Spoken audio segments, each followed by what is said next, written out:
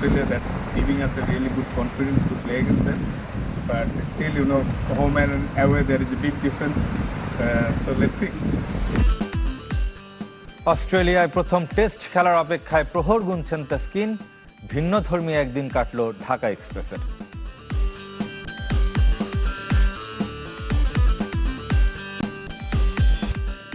বেতন না পাওয়ার অভিযোগ পাল্টে নিরাপত্তাহীনতার দাবি যুব দলের কোচের। কাল এএফসি মিশনে ফর্টিসের প্রতিপক্ষ মুরাস ইউনাইটেড।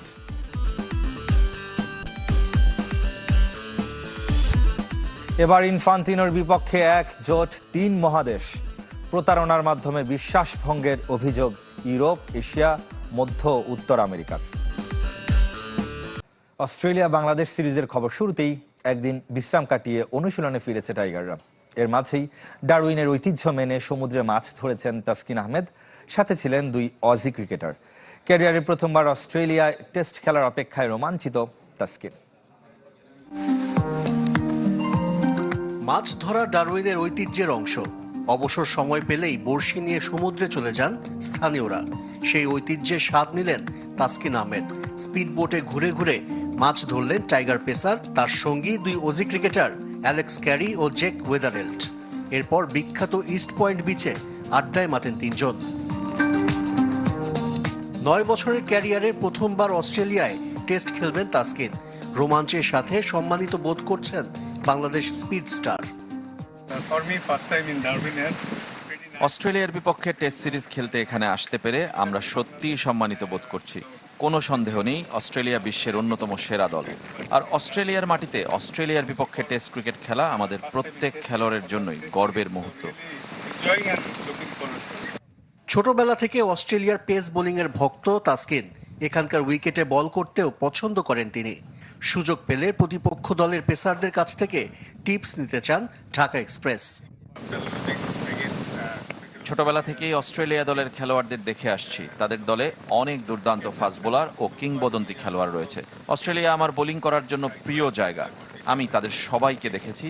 স্টার্ক, হ্যাজেলউড, কামিন্স, এমনকি বোল্যান্ডও দারুণ করছে। তাদের সঙ্গে কথা বলার সুযোগ পেলে অবশ্যই কথা বলবো।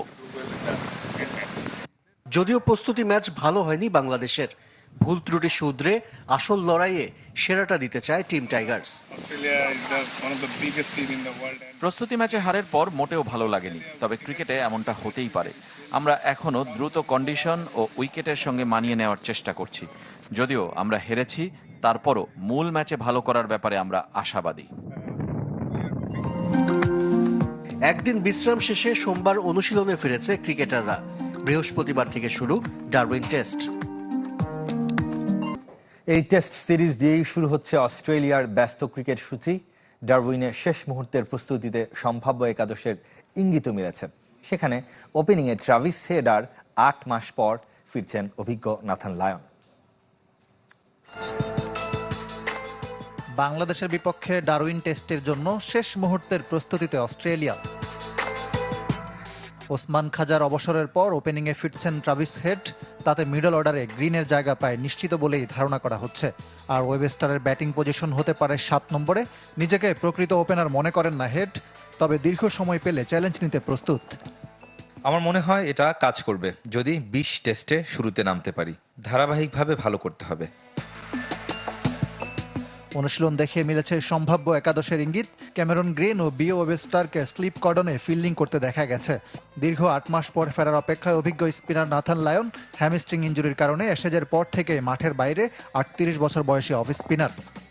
সে খুব ভালোভাবে রিকভারি করেছে, অনেকদিন খেলছে না। আমার মনে হয় অন্য যে কারো চেয়ে ফিরতে সে বেশি মুখিয়ে। বাংলাদেশ সিরিজ দিয়েই শুরু হচ্ছে অস্ট্রেলিয়ার ব্যস্ত সূচি। এরপর দক্ষিণ আফ্রিকা, ভারত ও ইংল্যান্ড সফর। সামনে নিউজিল্যান্ডের বিপক্ষে হোম সিরিজ আর ইংল্যান্ডের বিপক্ষে ঐতিহাসিক 150তম টেস্ট। জুলাই মাসের সেরা ক্রিকেটারের দৌড়ে বাংলাদেশ ওপেনার তানজিদ হাসান তামিম। জিম্বাবুয়ের বিপক্ষে ওয়ানডে ও টেস্ট অর্থাৎ টি-20 2 সিরিজেই ছিলেন সর্বোচ্চ রান সংগ্রাহক। ওয়ানডেতে 159 এবং টি-20তে 140 রান করে সফর জুড়ে ধারাবাহিক ছিলেন এই বাঁহাতি ব্যাটার। তানজিদের সঙ্গে মনোনয়ন পেয়েছেন ইংল্যান্ডের অধিনায়ক হ্যারি ব্রুক এবং ওয়েস্ট ইন্ডিজের অলরাউন্ডার জাস্টিন গ্রিভস। ফুটবলের খবর জানাবো। একাধিক সংস্থা এবং দেশ ইনফান্তিনোর পক্ষে দাঁড়ালেও ফিফা সভাপতির বিরুদ্ধে নিজেদের অবস্থানে অনড় উয়েফা, এএফসি এবং কনকাকাফ। এবার যৌথভাবে বিবৃতি দিয়েছে 3 মহাদেশীয় সংস্থা। তুলেছে প্রতারণার মাধ্যমে বিশ্বাস ভঙ্গের অভিযোগ। অর্থহীন বলে উড়িয়ে দেওয়া হয়েছে ইনফান্তিনোর পক্ষে ফিফা নির্বাহী কমিটির সমর্থন। কিছুতেই থামছে না বিতর্ক, কমছে না জিয়ান্নি ইনফান্তিনোকে নিয়ে ক্ষোভ।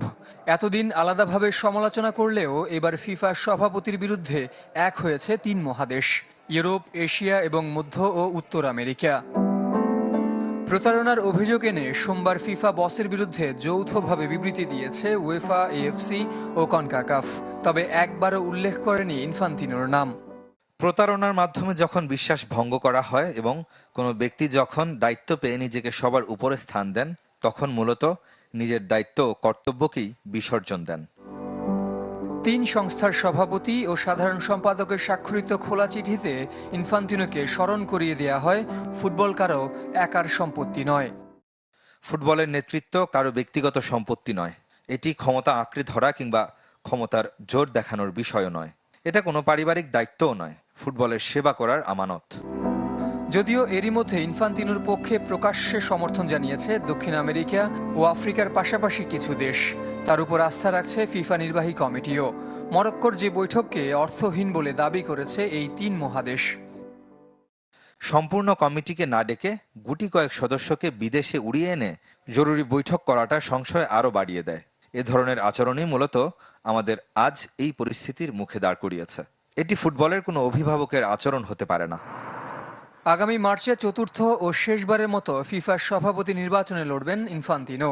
তাকে চ্যালেঞ্জ জানাতে পারেন কনকাকাফ সভাপতি ভিক্তর মন্তালিয়ানি। বেতন না পাওয়ার অভিযোগ বাংলাদেশ অনূর্ধ্ব 20 দলের কোচ জেরার্ড জোন্সের, যাকে ভিত্তিহীন বলছে ফুটবল ফেডারেশন। সোমবার ফেসবুক পোস্টে ব্রিটিশ কোচ দাবি করেন বেতন না পাওয়ায় পরিবারের জন্য টাকা পাঠাতে পারছেন না।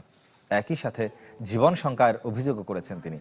কয়েক ঘন্টার ব্যবধানে ভিডিও বার্তায় দাবি করেন তার মতে গেল মাসের বেতন পাননি 2 সহকারী কোচ।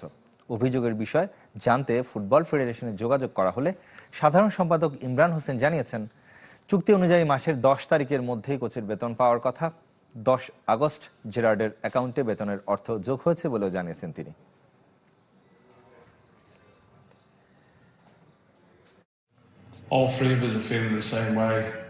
আমরা 3 কোচ একই সমস্যায় ভুগছি, সবাই বিধ্বস্ত।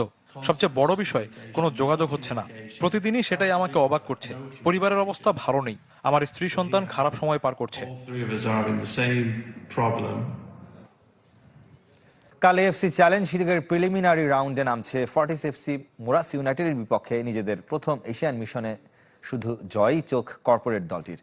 বসুন্ধরা কিংস অ্যারেনায় ম্যাচ শুরু হবে দুপুর 3টায়। পুলিশ এফসিও নামবে নিজেদের প্রথম এএফসি মিশনে। রাত 11টায় জর্ডানের আম্মানে সিরিয়ার ক্লাব আল ইত্তিহাদ আহলির মুখোমুখি হবে ক্লাবটি। ম্যাচের আগের দিন সম্প্রীতির কুশল বিনিময়। কিরগিজস্তানের ক্লাব মুরাস ইউনাইটেডের জন্য এএফসি টুর্নামেন্ট বা ঢাকা কোনোটিই অচেনা নয়। তবে এশিয়ার মঞ্চে প্রথমবার ফর্টিস এফসি। 2 জাপানিজ সহ 8 বিদেশি ফুটবলার কর্পোরেট দলটির স্কোয়াডে। আবাহনী থেকে ইব্রাহিম, শাকিলরা ধারে। নিজেদের প্রথম আসরে উচ্ছ্বাসের পরিবর্তে দেশকে প্রতিনিধিত্ব করার challenge head coach Masud Parvez কায়সারের কাঁধে। আমি এক্সাইটেড না, এটা অনেক বড় দায়িত্ব। এটা হচ্ছে যে not only Fortis, it's for Bangladesh. তারকাবহুল স্কোয়াড নয় ফর্টিসের, বরং ফুটবলার তৈরির মিশন ক্লাবটির। প্রতিপক্ষ কঠিন জেনেও শুধু জয়ের লক্ষ্য ঠিক করে রেখেছে। পরীক্ষিত পা ওমর বাবু, অনন্ত তামাং, সুজন পেরেরাদের ওপর আস্থা রাখছে কোচিং স্টাফ। হোম অ্যাডভান্টেজের একটি, দুপুরের কড়া রোদে ম্যাচ টাইম ঠিক করা।